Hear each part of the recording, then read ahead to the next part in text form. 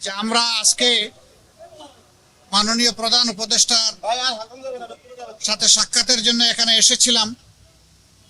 উনি এবং ওনার সঙ্গে অন্যান্য সম্মানিত উপদেষ্টা মণ্ডলী সেখানে ছিলেন, প্রেস উইংয়ের লোকেরাও ছিলেন।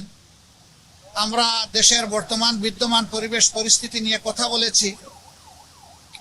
আগামীতে দেশ কিভাবে শান্তি শৃঙ্খলার সাথে থেকে একটা কার্যকর নির্বাচনের দিকে আগাতে পারে সেই বিষয়গুলো নিয়ে আলোচনা হয়েছে।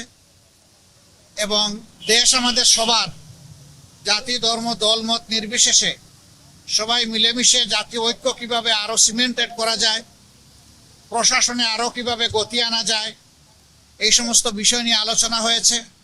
পাশাপাশি আলোচনা হয়েছে দ্রব্যমূল্যের যে ঊর্ধ্বগতি, যেটাতে মানুষের কষ্ট হচ্ছে, এইটাকে লাঘব করার জন্য মানুষের সামর্থ্যের ভিতরে দ্রব্যমূল্যকে নামিয়ে আনার জন্য কি পদক্ষেপ নেওয়া যায় সেই সমস্ত বিষয় নিয়ে আলোচনা হয়েছে।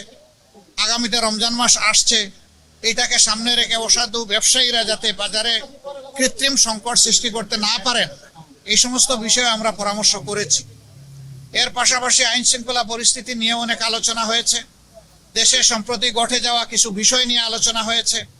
এই সকল আলোচনায় আমরা একমত হয়েছি যে দেশবাসীকে সাথে নিয়েই দেশকে সামনের দিকে এগিয়ে নেওয়ার চেষ্টা করতে হবে।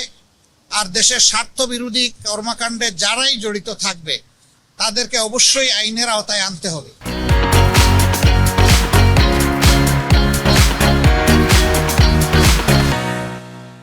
আইনের আওতায় এনে দেশকে শান্তি শৃঙ্খলা ফিরিয়ে দিতে হবে এবং এর জন্য প্রয়োজন হচ্ছে সর্বোচ্চ জাতীয় ঐক্য।